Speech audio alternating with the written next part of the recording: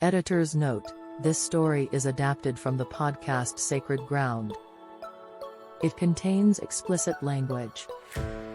2 decades after his death, Richard Guadagno's memory is scattered through his sister Lori's house. The guitars he made by hand. His brown North Face jacket from his job preserving wildlife. I still wear his clothes. I swear, Lori said. I have his ripped up Levis.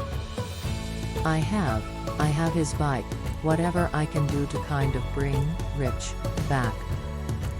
Lori's story is a story about a deep wound that has never healed.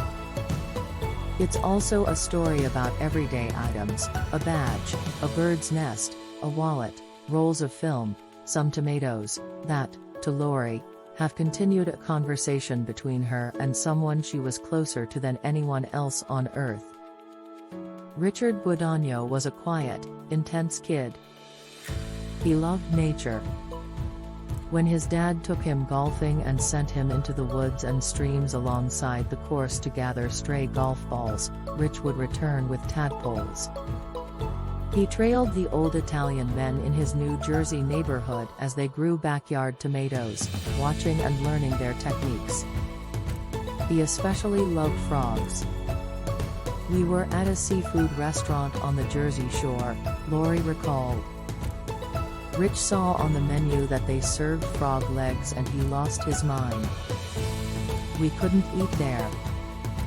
He was hysterical. That love of nature remained as Rich became an adult. He built a career at the U.S. Fish and Wildlife Service, eventually becoming a manager at a preserve in Northern California. That intensity remained, too. I mean, he was not a big guy, but he could bench press 300 pounds. He was fit. And he took that very seriously, Lori said. Like, he would run 7 miles at night. I'd be on the couch, eating chips. Lori and Richard were more than brother/sister. They were extremely close, their father, Jerry, told the National Park Service in a 2006 oral history interview. Their relationship grew even tighter as adults, when both of them ended up on the West Coast. As Lori put it, there's no one on this planet that can understand who we are, where we came from. You know, we share the same DNA. They had been together right before 9/11. Lori had recently moved back east, to Vermont. Rich flew out to visit her there, and they drove south together to New Jersey to celebrate their grandmother's 100th birthday.